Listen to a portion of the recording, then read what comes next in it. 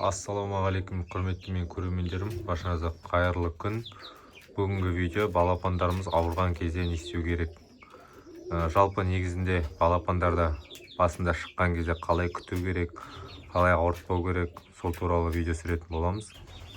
Жалпы негізінде балапандар ең бірінші жұмыртқадан шыққан кезінде олар бір күн бойы тамақ ішпей өздерінің жұмыртқаның ішіне дамыған сары уызымен бір күн өмір сүре алады. Екінші күннен бастап бұларға уже бір апта бойына сіздер жылы су бересіздер, және де жұмыртқаны суға пісіріп бересіздер, теркіден өткізіп. Бір аптадан соң уже старт дейтін комбикорм бар. Старт комбикорм берсеңіздер болады. Және де суына азын шоғын секер қоссаңыздар болады. Бұлардың басында шыққаннан кейін суғаларына секер қосып берсеңіздер, бұлардың артқы жағының ақ уызы бар, сол шығып кетеді. Секер просто бұлардың іштерін тазартады ғой. Бір айдан бастап, бірінші апталықтан бастап старт бересіздер, 2 айға дейін старт бересіздер.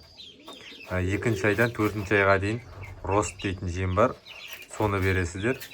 Сол кезде тауықтарыңыздың өсуі де, бойшаңдылығы да жақсы болып өседі. Жалпы негізде тауықтар өсіп келе жатқан кезде, мысалы, осындай примерно 1 ай, 2 ай болғанда көбінде мысалы старт бітіп кетеді, немесе рост бітіп кетеді. Содан кейін адамдар мысалы бидай береді, куриный радс береді. Сол кезде тауықтар ауырып бастайды, мысалы боқтарынан уже сүмірейіп бастайды, уже өліп бастайды. Сол кезде іштері өтіп бастаған кезде стоп-пиар дейтін дәрі болады, аптекілерде бар, вип аптекіде. Содан барып стоп-пиар дейтін осындай кішкентай аттестат тұрады, соны сатып аласыздар да суларына араластырып бересіздер. Сол кезде тауықтардың іші өтуі тоқтайтын болады. Жалпы негізінде көп адамдардың тауықтары сондай себептен өледі. Іші өтуінен, мысалы жемнің дұрыс еместігінен балапандарының көбі содан өліп бастайды. Сол себепті стоп-пиар бересіздер. Біздің енді балапандар шүкір жақсы өсіп келе жатыр. Енді арасында тауығы да бар, әтеші де бар, жақсы өсіп келе жатыр. Қазір біздер бұларға старт пен ростты уже араластырып беріп жатырмыз. Неге араластырып беріп жатырмыз деген ой болса, бұларды біз старт беріп келіп, бірден рост бере алмаймыз. Сол себепті старт пен ростты араластырып беріп жатырмыз. Бір жемнен екінші жемге ауысқан жағдайда уже бұларда өзгеріс пайда болады. Мысалы, бір жем жеп қалғанда екінші жемге үйлесе алмай, кейбіреулері өліп қалып жатады. Сол себепті біздер бұларды мысалы араластырып беріп жатырмық қой енді қазіргі таңда старт пен ростты. Жалпы енді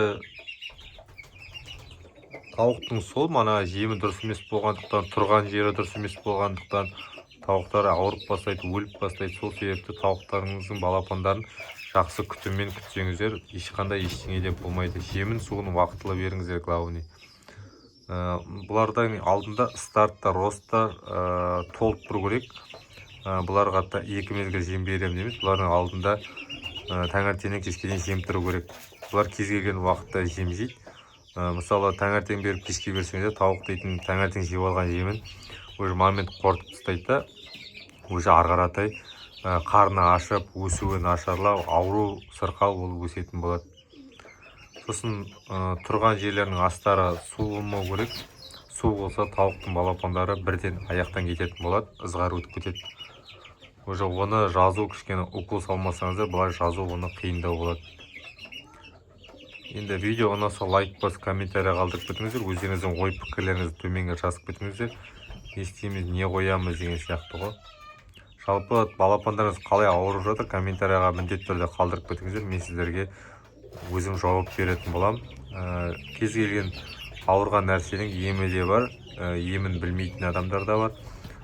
Солардың барлығын мен сіздерге тегін комментарияда жауап беремін, немесе видеоға жауап беретін боламын. Келесі видеода көріскенше сау саламатта болыңыздар.